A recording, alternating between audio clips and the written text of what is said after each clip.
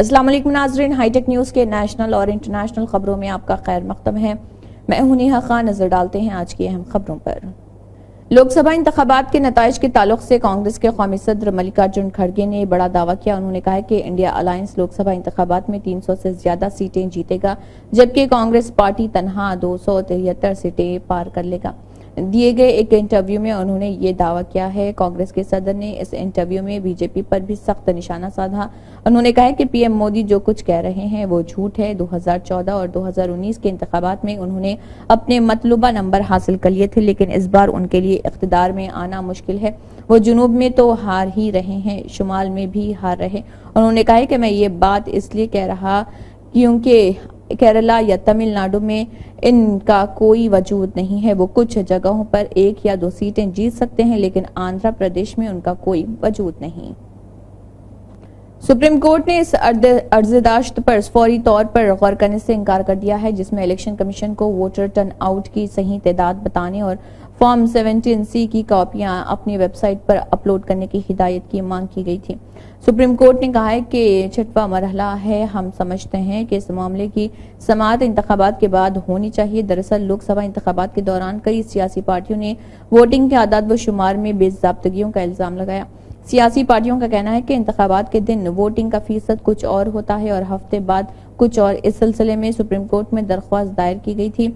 इस दरख्वास्त में मुतालबा किया गया था कि सुप्रीम कोर्ट इलेक्शन कमीशन को फॉर्म 17C की स्कैन शुदा कॉपी अपनी वेबसाइट पर अपलोड करने का हुक्म दे। ये दरख्वास्त एसोसिएशन फॉर डेमोक्रेटिक रिफॉर्म्स और तृणमूल लीडर महुआ मित्रा की जानिब से दायर की गई थी। इसकी समाअत जस्टिस दीपांकर दत्ता और जस्टिस सतीश चंद्र शर्मा की बेंच ने की। मुंबई के थाने के डोंबिवली में वाक़ई अमोडन केमिकल्स प्राइवेट लिमिटेड फैक्ट्री में आग लगने से मरने वालों की तादाद बढ़कर 11 हो गई। मलबे से मजीद 3 लाशें निकाली गईं। हुकाम ने ये इत्तला दी है। पेश आने वाले इस वाक़े के बाद डोंबिवली और आसपास के तकरीबन 4 किलोमीटर के इलाके में सड़कों, दुकानों और मकानात पर जले हुए केमिकल्स की तेज बू और धुएं की एक तह दिखाई दे रही थी। ज्यादातर लोगों ने बदबू से बचने के लिए मास्क का सहारा लिया। एनडीआरएफ, एसडीआरएफ और फायर ब्रिगेड ने रेस्क्यू ऑपरेशन के हिस्से के तौर पर मलबे से मजीद 3 लाशें निकाली। इस वाक़े में 64 अफराद जख्मी हुए हैं जो अस्पताल में ज़ेर इलाज हैं। रिपोर्ट के मुताबिक आग पर काबू पा लिया गया, ताहम मलबे तले बड़ी तादाद में लोगों के दबे होने का खदशा जाहिर किया गया।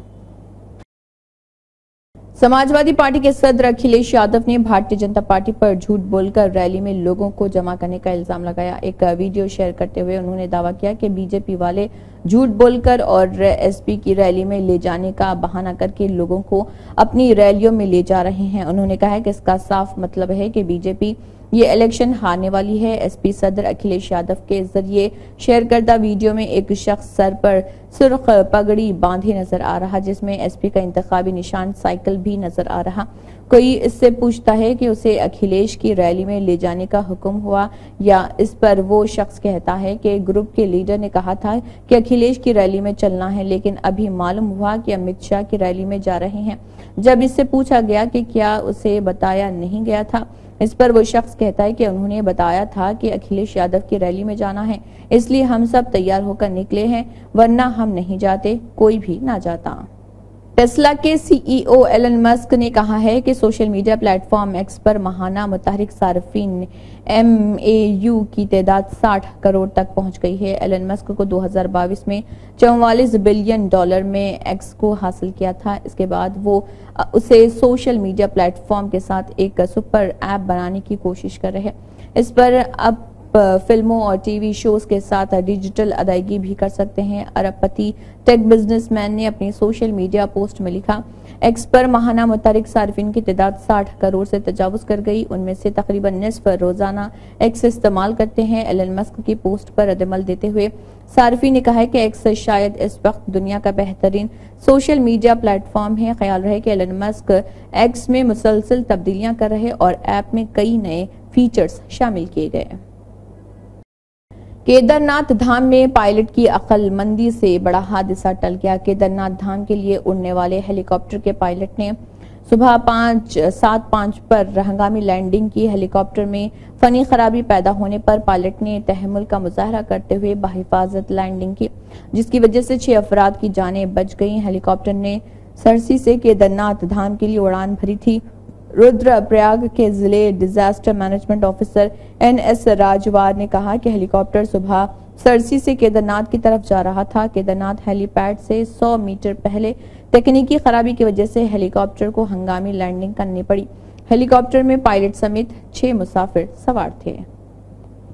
दिल्ली की 7 लोकसभा सीटों पर इंतखाबी मुहिम खत्म होने के बाद कांग्रेस के लीडर और रुकन पार्लियामेंट राहुल गांधी ने पार्टी उम्मीदवार कन्हैया कुमार के साथ दिल्ली मेट्रो में सफर करके सबको हैरान कर दिया।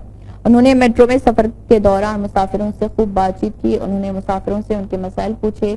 इस दौरान राहुल गांधी काफी खुश नजर आए। इसके अलावा राहुल गांधी को मेट्रो में कन्हैया कुमार के साथ खुलकर बात करते भी देखा गया। उन्होंने मुसाफिरों के साथ अपनी गुफ्तगू और दिल्ली मेट्रो के सफर के हवाले से एक्स व इंस्टाग्राम पर एक पोस्ट भी शेयर की। अपनी पोस्ट में उन्होंने लिखा कि दिल्ली मेट्रो एक वक्त दिल्ली के लोगों की जरूरत थी, फिर बनी आदत और अब मोहब्बत। सभी के साथ आज इस छोटे से सफर में बहुत मजा आया। आवाम की राहत के लिए ऐसी सहूलत बनाने का फख्र है। कांग्रेस इनकी हिफाजत के लिए हमावक्त तैयार है और नई सहूलियात बनाने के लिए पाबंद अहद है।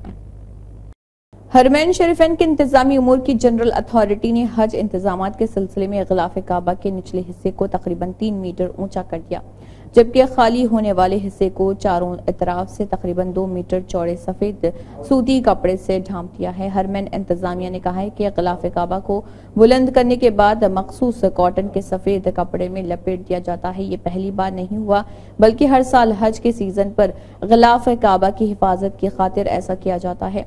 गिलाफ काबा को बुलंद करने की दूसरी वजह यह है कि उसे महफूज और साफ रखा जाए, क्योंकि बेशतर आज़मीन की ख्वाहिश होती है कि वो गिलाफ से लपटें और उसे चूमें।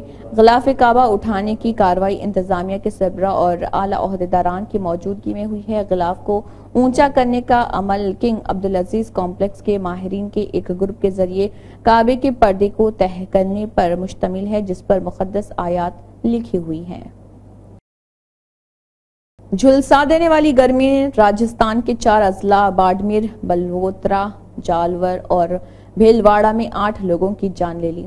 रिपोर्ट के मुताबिक रियासत के कई मकामात पर ज्यादा से ज्यादा दर्ज हरारत 46 था 48 डिग्री सेल्सियस तक पहुंच गया है और बाड़मेर में 48.8 दर्ज हरारत के साथ मुल्क का गर्म तरीन मुकाम रहा। महकमे मौसमियात के मुताबिक रियासत के 7 शहरों में ज्यादा से ज्यादा दर्ज हरारत 47 डिग्री सेल्सियस से तजावुज कर गया। जयपुर के मौसमियाती मरकज ने कहा कि अगले 2 दिनों में गर्मी की शिद्दत बढ़ेगी और 28 मई के बाद दर्ज हरारत खतरे कम हो जाएगा। दरअसल बलोत्रा में शदीद गर्मी से 2 अफराद जाँ बहक हो गए। हिमाचल प्रदेश के वज़ीर आला सुखविंदर सिंह सुक्खू लोकसभा इंतखाबात के साथ साथ असम्बली इंतखाबात की मुहिम में मसरूफ हैं। वज़ीर आला ने कटलिहार असम्बली हलके और लोकसभा हलके में वोट मांगे। राज्यसभा इंतखाबात में कांग्रेस के साबिक़ रुकन असम्बली देवेंद्र कुमार भट्टू ने बीजेपी उम्मीदवार के हक में वोट दिया था, जिस पर वज़ीर आला सुखविंदर सिंह सुक्खू ने उन पर शदीद हमला बोला। वज़ीर आला ने क्रॉस वोटिंग से कबल जलसे-आम में भट्टू की कहानी भी सुनाई। वज़ीर आला ने कहा कि भट्टू जब भी मेरे पास आते थे वो PMGSY टेंडर के बारे में बात करते थे। वो हमेशा कहता था कि सड़कों के पैसे दो, उसे अपने दोस्तों के लिए ये टेंडर करवाना है। वो पैसे का इतना लालची था कि उसने अपना MLA बेच दिया। धोखा देने वाला कभी नहीं और पनपता और भट्टू मुनाफिक था, इसलिए बिक गया। राज्यसभा इलेक्शन से पहले वो कह रहे थे कि भाई सब कुछ ठीक है, मुझे नहीं मालूम था कि ये पहले ही फरोख्त हो चुका है।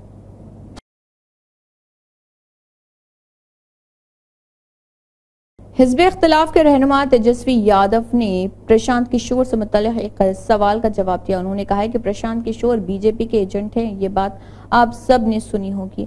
अब जब बीजेपी हारने लगी तो तीसरे चौथे मरहले के इंतखाबात के बाद उन्होंने उसे पुकारना शुरू कर दिया। बीजेपी वालों ने माहौल बनाने के लिए ऐसा किया है। मेरे चचा ने खुद कहा था कि अमित शाह के कहने पर हमने प्रशांत किशोर को कौमी नायब सदर बनाया था और आज तक प्रशांत किशोर और अमित शाह ने इसकी तरदीद नहीं की है। उन्होंने मजीद कहा कि प्रशांत किशोर शुरू से ही बीजेपी के रहे हैं। जो पार्टी उनके साथ काम करेगी वो तबाह हो जाएगी। इसी के साथ हाईटेक न्यूज़ के नेशनल और इंटरनेशनल खबरें इख्तिताम को पहुँचते हैं। अल्लाह हाफिज।